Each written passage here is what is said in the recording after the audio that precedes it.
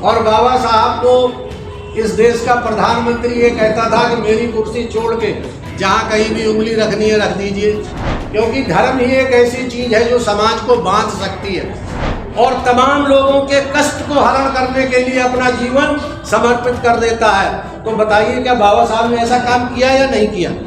संसार के 8 या 6 विद्वानों में सर्वोपरि और 8 घंटे आगे हैं, तो परिवार के बिखरने का खतरा और भी ज्यादा बढ़ जाता है। करवटें दुनिया का तेरा कैसा ढा नहीं सकती और आंधियां तेरे चिरागों को बुझा सकती नहीं। आज हम अपने बाबा को उस तरह याद करते हैं जैसे परिवार का कोई मुखिया हमें छोड़ के चला गया, और जब परिवार का कोई मुखिया हमसे अलग हो जाता है, विदा ले जाता है, तो परिवार के बिखरने का खतरा और भी ज्यादा बढ़ जाता है। बाबा साहब ने एक प्रसंग में एक बात रखी थी कि इन अखरोट के बीजों को मैंने एक थैली में इकट्ठा किया है। जैसा कि अभी मौर्य जी कह रहे थे सोशल साइंस के बारे में, मैंने अखरोट के बीजों को एक थैली में इकट्ठा किया है, और जिस दिन ये थैली फट गई, कौन कहाँ जाएगा इसकी गिनती नहीं हो पाएगी।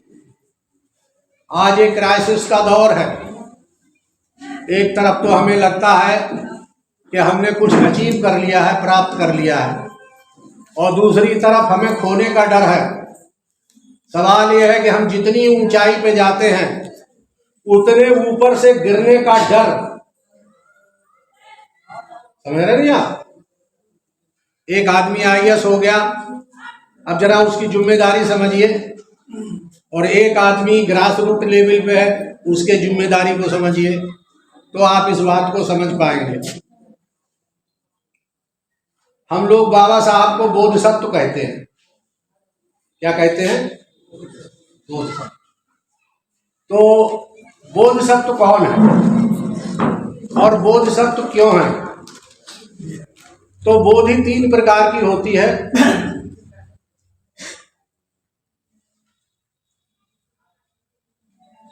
एक होती है श्रावक बोधि, जैसे आप लोग सब सुन रहे हैं, और दूसरी होती है प्रत्येक बोधि, और तीसरी होती है सम्यक संबुद्ध। तो बाबा साहब को हमारे बड़े भाई श्री जागरण सिंह राकेश जी कई बार इस बात को बता चुके हैं कि कोलंबो में और बर्मा में बाबा साहब को क्या संबोधन किया गया था? बोधिसत्व। यो तो अशोक का नाम हम लेते ही रहते हैं। इस इतने बड़े जम्मू द्वीप का राजा जिसका सूर्य अस्त नहीं होता था, उसको धर्म क्यों धारण करना पड़ा? अकबर भी बहुत बड़ा सम्राट हुआ, अपने जमाने का 6 राजाओं में सर्वश्रेष्ठ, लेकिन उसको भी मन में एक लालसा लिए हुए मर गया और उसका धर्म नहीं चल पाया, फेल हो गया ना। वो मरते दम तक इस बात का उसे मलाल था कि मैं राजा तो बन गया लेकिन धर्म का दायक नहीं बन पाया। और एक हमारे बाबा साहब डॉक्टर भीमराव अम्बेडकर हैं, जो बोधिसत्व हैं, सिंबल ऑफ नॉलेज हैं, पूरे विश्व को ज्ञान देने वाले हैं। संसार के 8 या 6 विद्वानों में सर्वोपरि और 8 घंटे आगे हैं। और बाबा साहब को इस देश का प्रधानमंत्री ये कहता था कि मेरी कुर्सी छोड़ के जहां कहीं भी उंगली रखनी है रख दीजिए, लेकिन बाबा साहब ने धर्म को चुना। क्यों? क्योंकि धर्म ही एक ऐसी चीज है जो समाज को बांध सकती है, जो समाज को इकट्ठा कर सकती है, जो समाज को ताकत दे सकती है। तो ऐसे थे हमारे बाबा साहब, जिन्होंने क्या धारण की? बोधिसत्व। बोधिसत्व उस प्राणी को कहते हैं जो सबके कल्याण की भावना रखता है, और सबके कल्याण की भावना के लिए वो अपनी संबोधि तक को स्थगित कर देता है क्या करता है, अपनी जो बोधि है उसको स्थगित कर देता है और तमाम लोगों के कष्ट को हरण करने के लिए अपना जीवन समर्पित कर देता है। तो बताइए क्या बाबा साहब ने ऐसा काम किया या नहीं किया? बाबा साहब ने इस संसार में वो काम किया जो मैं समझता हूँ भगवान बुद्ध के बाद 2500 साल के बाद ही इस धरती पर, इस दुनिया पर, इस ब्रह्मांड में कोई ऐसा प्राणी पैदा हुआ जिसने दुख मुक्ति को अपना ध्येय मान करके अपनी मुक्ति को स्थगित कर दिया। इसलिए आज हम बाबा साहब अम्बेडकर को एक बोधिसत्व के रूप में उनको श्रद्धांजलि दे रहे हैं, उनको याद कर रहे हैं, अपने श्रद्धा सुमन अर्पित कर रहे हैं। और अगर ऐसा नहीं होता तो राजनीतिक अम्बेडकर को हम कब का भूल चुके होते। क्यों भाई, 68 साल हो गए, है ना। कुछ राजनेता अपनी पार्टी बना करके उन पे फूल माला चढ़ा देते।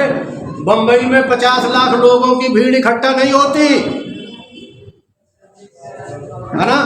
हमारे भिक्षु जो हैं वो 800 किलोमीटर का पैदल मार्च नहीं करते और जगह जगह उनके जहां चरण पड़ रहा है उस पर फूल नहीं बिछाते।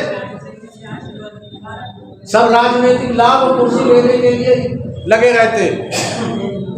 तो जो सम्यक संबोधि होता है वो तो एक दुनिया में लाखों साल के बाद पैदा होता है, लेकिन जो बोधिसत्व हैं वो पैदा होते रहते हैं, उनकी फ्रीक्वेंसी ज़्यादा होती है और वो तमाम संसार की मुक्ति के लिए। क्या बाबा साहब को आदर्श मान करके कोलंबिया में उनकी स्टैचू नहीं लगी? क्या बाबा साहब को बोधिसत्व मान करके कैम्ब्रिज में उनकी स्टैचू नहीं लगी? क्या बाबा साहब को बोधिसत्व मान करके ऑस्ट्रेलिया में उनकी स्टैचू नहीं लगी? आज दुनिया का एक ऐसा भी देश जो मुस्लिम कंट्री है, जो बुद्ध परस्ती को इस्लाम के खिलाफ मानते हैं, वो भी अपनी यूनिवर्सिटी के गेट पे डॉक्टर अंबेडकर की मूर्ति को लगा करके उसके नमन, पूजन और वंदन करते हैं। तो भारत के लोग तो मजबूर हैं। जैसे हमारे देश के लोग बाहर जाकर के क्या कहते हैं कि मैं बुद्ध की धरती से आई हूँ या आया हूँ, है ना।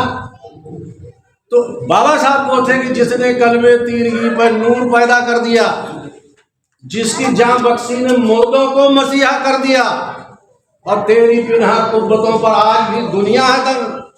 किस तरह तूने मिटाया इम्तियाज व नस्लो रंग, तूने साबित कर दिया हव ये नस्ले बसर। और मर्दियों मोहरे लगाते हैं जमीने वक्त पर, करवटे दुनिया का तेरा कैसा ढा नहीं सकती और आधियां तेरे चिरागों को बुझा सकती नहीं। जय भीम, जय भारत, नमो बुद्धाय।